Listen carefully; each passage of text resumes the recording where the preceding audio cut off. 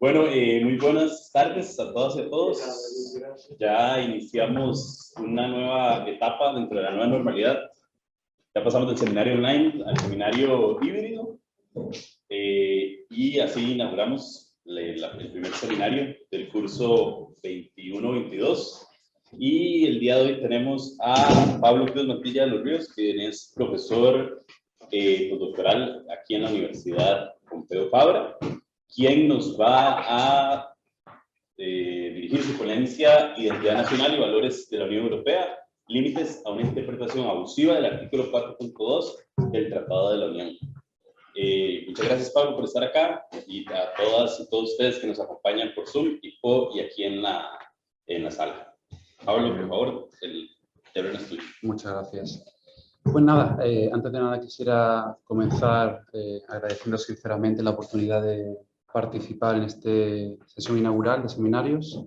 organizados por el área de Derecho Constitucional, en el que me he integrado muy recientemente. Agradecimientos que hago igualmente extensivos a Diego González por su amable presentación, así como por haber hecho posible la celebración del acto. Mi intervención lleva por título, efectivamente, como ha dicho Diego, Identidad Nacional y Valores de la Unión Europea.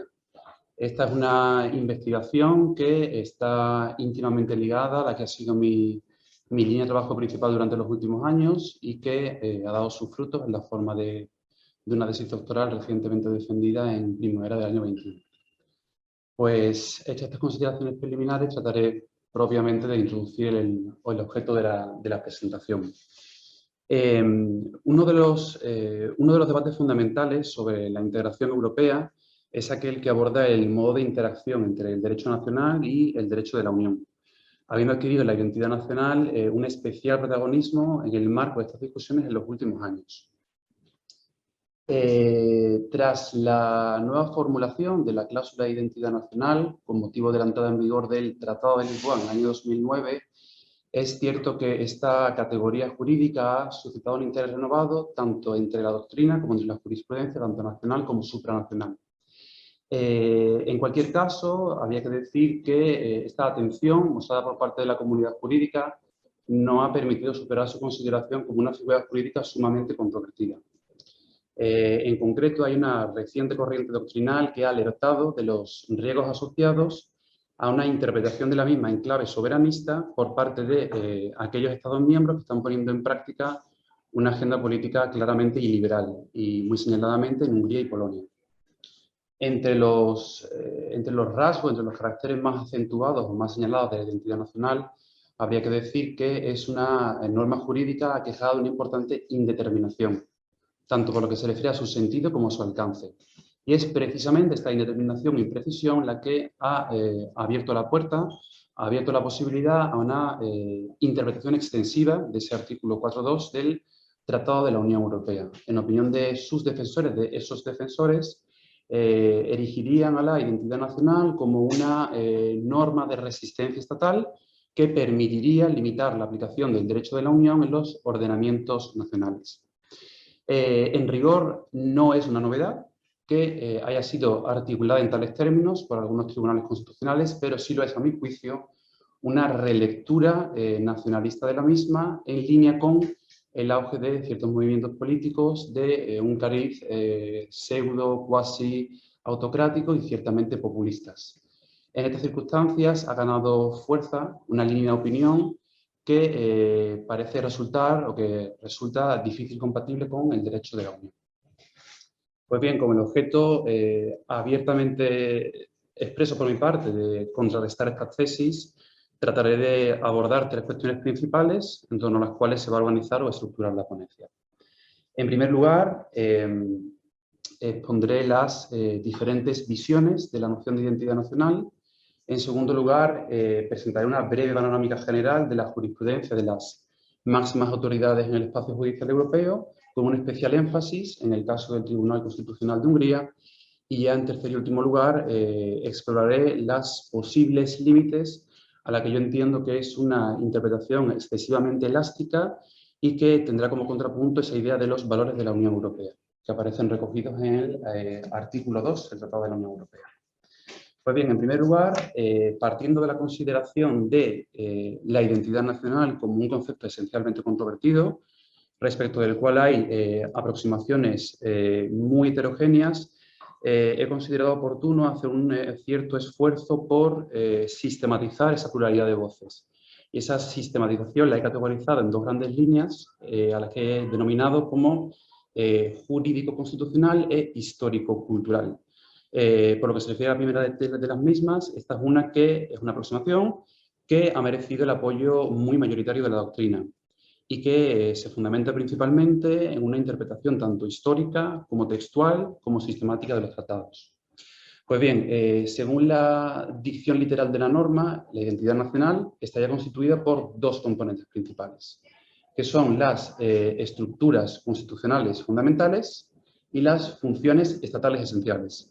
En cuanto al primero de sus elementos integrantes, el precepto de referencia se pronuncia de manera deliberadamente amplia, de tal modo que cabría pensar que admitiría que los Estados miembros se configuraran de acuerdo a muy diferentes modelos constitucionales, ya sean como una monarquía o una república, como un sistema parlamentarista o presidencialista, un sistema centralizado o descentralizado territorial del poder, por mencionar quizá algunos de los ejemplos más notorios o paradigmáticos. Por lo que se refiere al segundo de sus elementos integrantes, recuerdo esas funciones esenciales del Estado, se citan en la norma tres áreas de responsabilidad nuclear del Estado, que son la integridad territorial, el orden público y la seguridad nacional. Así entendida, de acuerdo con esta concepción que he llamado jurídico-constitucional, la identidad nacional estaría estrechamente vinculada a los textos constitucionales, en la medida que son generalmente concebidos como el repositorio fundamental en el que se contienen los principios definitorios de todo ordenamiento jurídico. Una visión alternativa, recuerdo esa que he llamado histórico-cultural, es aquella que, por contra, ha recibido un apoyo muy minoritario de la doctrina, aunque sí presenta más interés, que ha tenido mayor recorrido o mayor eco en algunos tribunales superiores nacionales europeos. En términos generales, sus partidarios asocian la identidad nacional a un conjunto de rasgos que no son exclusivamente jurídicos, poniendo un especial énfasis en elementos de carácter histórico, cultural, religioso o educativo. Podría decirse que en cierto modo vendría a ser una concepción extensiva o acumulativa respecto de la anterior, porque no hace más que sumar los elementos de la primera noción para incorporar esos que ya he mencionado. A mi modo de ver, esta última línea de interpretación, la cual rechazo, podría, si acaso, encontrar un cierto apoyo en las redacciones originales de la cláusula identitaria, en la medida en que ésta se caracterizaba por una marcada concesión. Y era precisamente esa generalidad o esa imprecisión la que permitía, a lo mejor, ciertas dudas respecto del bien jurídico protegido. No obstante, lo cierto es que con la nueva redacción, aquella que aparecerá incorporada tras el Tratado de Lisboa, hay pocas dudas de que esos cambios responden a una voluntad a poner el acento en elementos de naturaleza nítidamente constitucional y lo que de algún modo podría interpretarse como una voluntad de reducir su ámbito de aplicación. Entraría ya en lo que sería el segundo bloque que he anunciado previamente, que es referente al estudio de la identidad nacional con una perspectiva eminentemente jurisprudencial. Una de las circunstancias que hacen de la identidad nacional una figura jurídica, yo diría que tan compleja, es que la misma se caracteriza por una evidente dualidad o bidimensionalidad en materia jurisprudencial. Se han desarrollado dos narrativas a lo largo de las últimas décadas por medio de la intervención sucesiva tanto del Tribunal de Justicia como de algunas Cortes Constitucionales, en lo que yo diría que son dos relatos no del todo paralelos, pero sí ciertamente dispares.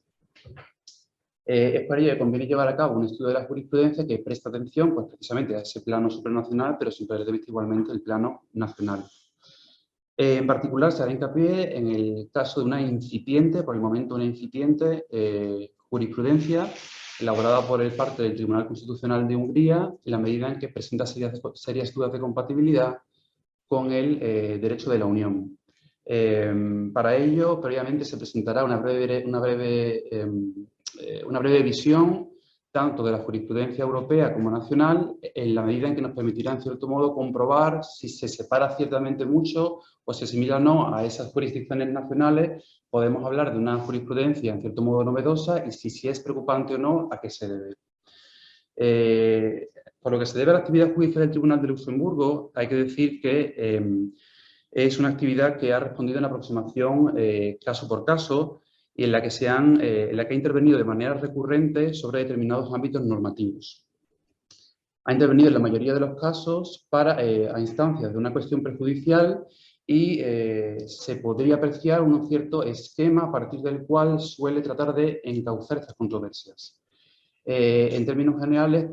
suele adoptar un marco en virtud del cual entiende que la identidad nacional podría ser un límite a aquellas libertades fundamentales del mercado interior. En ese sentido, actuaría como una posible restricción que no haría más que sumarse a aquellas que aparecen expresamente previstas en el tratado,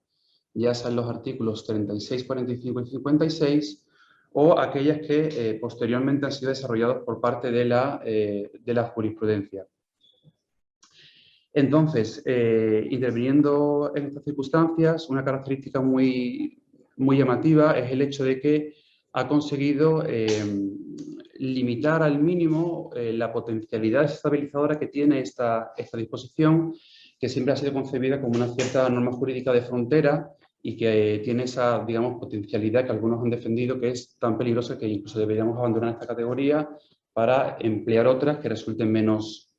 controvertidas. Si hay diferencias entre el Tribunal de Justicia de la Unión Europea y los tribunales constitucionales, la verdad es que las diferencias son bastante claras y distan claramente tanto por lo que se refiere a la noción como a la operatividad de esta cláusula.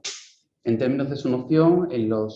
por los pocos antecedentes con los que contamos en la jurisprudencia, el Tribunal de Justicia se ha dado o ha reconocido que ciertos principios constitucionales pueden tener cabida dentro de esa noción, pero son siempre, insisto, antecedentes muy limitados en términos cuantitativos y que en todo caso lo que han venido es a respaldar que todos aquellos posibles principios que ha reconocido como tales, que se incorporen en esa noción, forman parte de la conceptualización mayoritaria o jurídico-constitucional.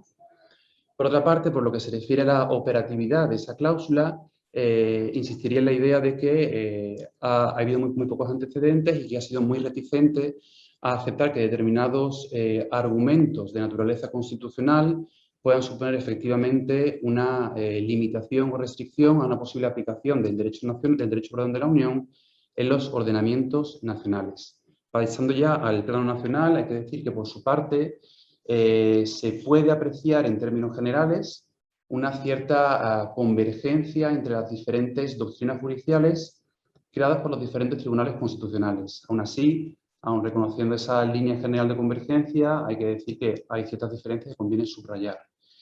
Por un lado, tenemos a diferentes tribunales constitucionales, como es el caso de España, Francia o Italia, que se han señalado por haber hecho un desarrollo sumamente teórico, alejado de conflictos puntuales en el que verdaderamente se estuviera dilucidando un conflicto en el que la identidad nacional fuera un concepto que pudiera ser problemático, y lo han concebido como una realidad muy excepcional que difícilmente será aplicable en un futuro. Y en algunos casos, como es el de la jurisprudencia del caso del Consejo Constitucional francés, es particularmente restrictiva. Por su parte, como contraposición, tenemos el caso del Tribunal Constitucional Federal Alemán, que presenta una jurisprudencia de mucho mayor recorrido y que además no solo eso, sino que es mucho más detallada en términos sustantivos y adjetivos. Por no decir que además ha sido mucho más incisiva a la hora de que en determinadas controversias se ha pronunciado sobre la posibilidad real de que en un futuro cercano se vaya a aplicar esta categoría jurídica con el fin de impedir la aplicación del derecho de la Unión, porque considera que se produce una intromisión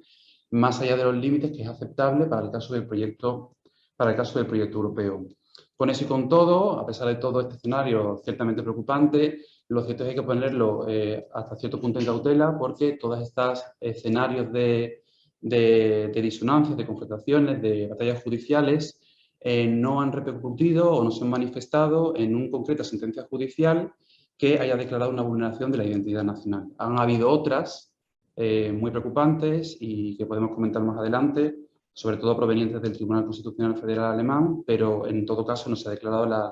la vulneración o transgresión de esa categoría. Sí me interesa particularmente, y pongo ahora el énfasis, gracias a este marco general, en la experiencia jurídica del Tribunal Constitucional de Hungría. Comenzar diciendo que desde el año 2010, bajo el liderazgo de Viktor Orbán, Hungría se ha embarcado en un proyecto político dirigido a la construcción de un Estado iliberal. La nueva Constitución, promulgada en el año 2011, ha sido objeto de una pluralidad de reformas constitucionales y yo diría que todas ellas tienen como punto en común un propósito velado de ahondar en un debilitamiento de ese sistema de checks and balances interno, siendo uno de sus más claros perjudicados el Tribunal Constitucional Nacional. Uno de los argumentos empleados recurrentemente por parte del gobierno húngaro para justificar un incumplimiento del derecho de la Unión Europea ha sido el de la defensa de su soberanía. Incluso en términos más recientes ha acudido a la idea de la identidad nacional. A modo de contextualización, la emergencia o el surgimiento de la identidad nacional en el derecho húngaro ha respondido, tiene como telón de fondo la vehemente oposición del Ejecutivo de Orbán a las políticas de solicitantes de asilo. De hecho, una de las crisis migratorias de mayor intensidad fue aquella del verano del año 2015 en el Mediterráneo, que creó un debate sobre esa posible redistribución de solicitantes de asilo y fue el que generó este debate más inmediato en el caso de Hungría. Entonces, en esta situación, por un lado tenemos el caso del gobierno de Hungría que planteó una cuestión de nulidad contra una decisión del Consejo que tenía por propósito establecer una serie de medidas provisionales para la reubicación de inmigrantes. En esa misma línea tenemos al defensor del pueblo húngaro, que está considerado como leal al gobierno y que interpuso una cuestión de interpretación abstracta de la Carta Magna húngara al Tribunal Constitucional. Antes de que se produjera ese esperado fallo, el gobierno nacional decidió promover un referéndum con el intento de obtener un respaldo a esas políticas antimigratorias que chocaban claramente con el sistema diseñado por parte de la Unión Europea. Lo cierto es que a falta de obtener una participación suficiente, fue inferior al 50% de ese referéndum, el resultado no fue válido. Y precisamente para sortear esa infructuosa vía de la consulta popular, lo que se decidió fue acudir a una reforma constitucional. Pues bien, esa propuesta de modificación de la nueva Constitución, que es la conocida como la séptima enmienda, introdujo de manera completamente novedosa en el texto constitucional la idea de identidad nacional. Lo cierto es que la misma no encontró o no consiguió recabar los apoyos suficientes y fue una reforma que no llegó a ser aprobada. No obstante, curiosamente, yo diría no tan curiosamente, lo cierto es que apenas unas semanas a que se produjera ese fracaso parlamentario, esa imposibilidad de llevar a cabo esa reforma constitucional, digamos que un caso que estaba latente o en cierto modo dormido entre la pila de asuntos del Tribunal Constitucional húngaro salió a la luz y se pronunció en esta ocasión sobre la identidad nacional a raíz de ese planteamiento que previamente había hecho el defensor del pueblo al máximo intérprete de la Constitución húngara. En esencia, por lo que aquí nos interesa, el Tribunal Constitucional húngaro examinó si las autoridades nacionales estaban obligadas a implementar aquella normativa europea en aquellos casos en que la misma pudiera contravenir derechos fundamentales o que pudiera incurrir en un vicio de extralimitación competencial. Una de las innovaciones más importantes de la sentencia es precisamente la creación de una potestad de supervisión judicial en manos del Tribunal Constitucional húngaro inexistente hasta ese momento. Para analizar con no mucho detenimiento, pero sí por lo que a mí me interesa, este esta sentencia me detendré únicamente en dos cuestiones puntuales. La primera de ellas, en relación a la creación de ese novedoso mecanismo judicial, en virtud del cual se le otorgan poderes de control al Tribunal Constitucional húngaro para que pueda llevar a cabo, efectuar un control sobre la identidad nacional, es decir, si la misma resulta transgredida como consecuencia de una acción o de una omisión del derecho de la Unión Europea. Hay que decir que, claro, que a primera vista tampoco resulta un instrumento del todo extraño o diferente a la tradición de sus homólogos europeos. De hecho, el mismo tribunal afirma inspirarse en los mismos. Ahora bien, el Tribunal Constitucional se cuida de precisar que va a ser un mecanismo procesal que va a emplear como un instrumento de última ratio, con carácter muy excepcional, que lo va a hacer siempre con una colaboración leal con el Tribunal de Justicia de la Unión Europea, y no solo eso, sino que además va a llevar a cabo un diálogo judicial entre las máximas autoridades jurisdiccionales. Por lo que se refiere a la elaboración de la noción de identidad nacional, en un primer momento igualmente parece, en cierto modo, esperanzador el hecho de que cuando determine cuál es el contenido de esa enigmática noción, apunte que la misma estaría constituida por una serie de principios y valores, tales como el principio de legalidad, el principio de igualdad, el principio de respeto de los derechos fundamentales o el principio de respeto a las minorías étnicas. ¿Qué sucede? Que frente a esa primera enumeración, por la cual no había nada que objetar, porque al fin y al cabo se suma a una serie de principios y valores que forman parte de la tradición del constitucionalismo europeo, añade otra serie de elementos y ahora sí que se interesa en subrayar que la misma también estaría constituida por la historia, por la cultura y por la lengua húngara. Y no solo eso, sino que también se interesa en enfatizar que esa identidad nacional, en todo caso, no es creada por la ley fundamental húngara, sino que únicamente es reconocida y garantizada por ella. Por lo que, de algún modo, lo que transluce es una visión de, digamos, ius naturalista, en la que la función de la Constitución es de garante y de reconocedora, pero que por encima de todo son valores preexistentes y externos a la Constitución. Esta sentencia se ha caracterizado por, ha recibido muchísimas críticas por parte de la doctrina. De entrada, la primera de las objeciones ha sido que se ha afirmado que es un ejemplo muy ilustrativo de la progresiva pérdida de independencia del Tribunal Constitucional, que acude en este caso al rescate o para compensar esa fallida reforma constitucional. Igualmente se ha dicho que se configura una noción tan vaga que de algún modo lo que viene a determinar es una excepción de tipo carta blanca, en virtud de la cual otorga enormes poderes al Poder Ejecutivo Legislativo para poder sortear determinadas obligaciones del derecho de la Unión Europea. Y por último, con este fallo también se ha advertido de que el Tribunal Constitucional de Hungría se suma a otras cortes constitucionales,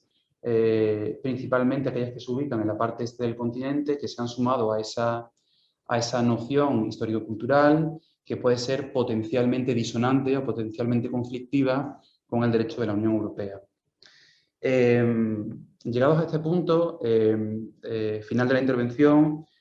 podría decirse que la cláusula de identidad nacional no puede concebirse como una excepción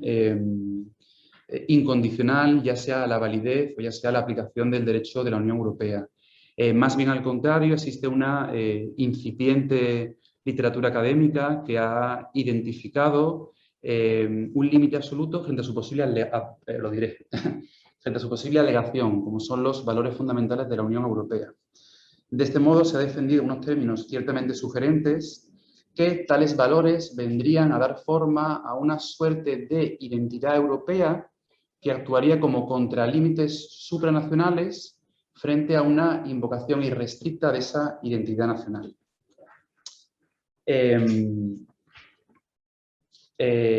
Ahora bien, lo que a mi juicio sucede, bueno, esta para empezar es una posición que ha sido defendida por parte de la doctrina, pero que por el momento no ha contado con un respaldo expreso por parte del Tribunal de Justicia. Y yo diría que no solo eso, sino que ciertamente es una línea reciente de la academia que yo diría que presenta una carencia, es que se limita a afirmar esta suerte de contrapunto, esta suerte de barrera absoluta frente a una invocación irrestricta de la identidad nacional, pero yo diría que no hay un particular cuerpo argumental que defienda el porqué de esa idea o esa contraposición. En este sentido, yo voy a apuntar tres argumentos de manera muy breve. El primero de ellos sería el argumento histórico, decir que tanto la identidad nacional como los valores de la Unión Europea presentan una cierta independencia, en tanto en cuanto ambos aparecen recogidos en esa primera disposición originaria del Tratado de Maastricht. En segundo lugar, porque es particularmente interesante remitirnos a los trabajos preparatorios de aquella Convención Europea que desembocó en el fracasado Tratado Constitucional,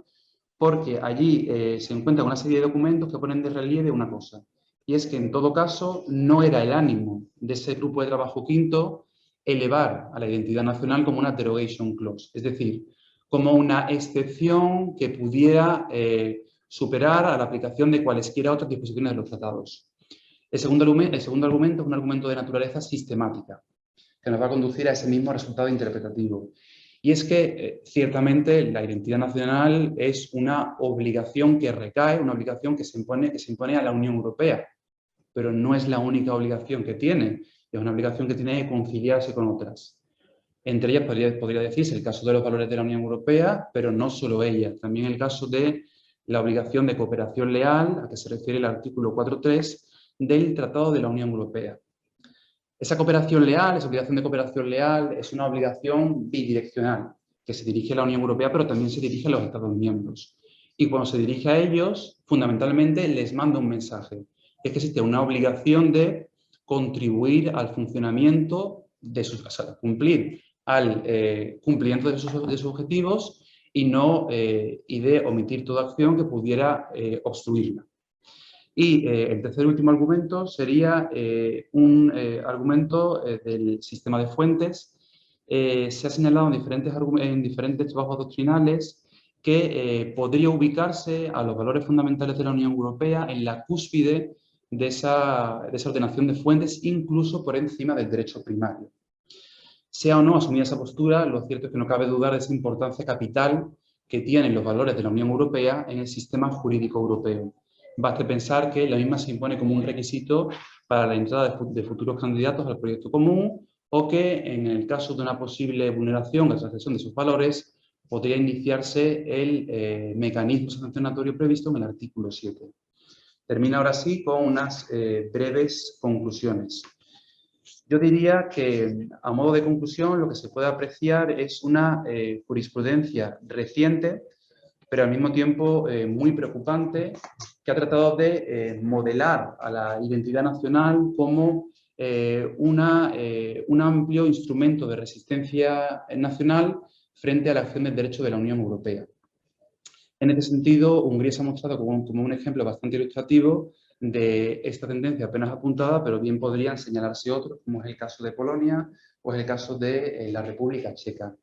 El caso de Hungría yo diría que es particularmente elocuente debido a esa intervención del Tribunal Constitucional, que responde precisamente a la fallida reforma constitucional, que introduce de manera novedosa un concepto inexistente en el ordenamiento jurídico nacional, y además lo hace con una elaboración muy peculiar. Y digo una elaboración muy peculiar porque es una noción impregnada de valores excluyentes, con una noción muy amplia, muy vaga, y que da pie a la oportunidad de que sea utilizado en términos sumamente restrictivos. Por último, y únicamente para añadir, decir que lo que yo he planteado es humildemente una propuesta para defender una noción jurídico-constitucional que se apoya en una interpretación histórica, literal y sistemática de los tratados, y por un compromiso firme y leal de aquellos principios elementales que constituyen el acervo comunitario y que no pueden ser superados por una obligación que, siendo importante, no es irrestricta e incondicional. Y únicamente yo decir, sí, para terminar, que yo diría que lo que se puede apreciar es que la identidad nacional ha sido empleada como el último instrumento, como la última manifestación de un recurso jurídico que ha sido utilizada como parte de una estrategia más amplia que tiene como objeto precisamente erosionar las bases del Estado de Derecho en determinados Estados miembros de la Unión Europea.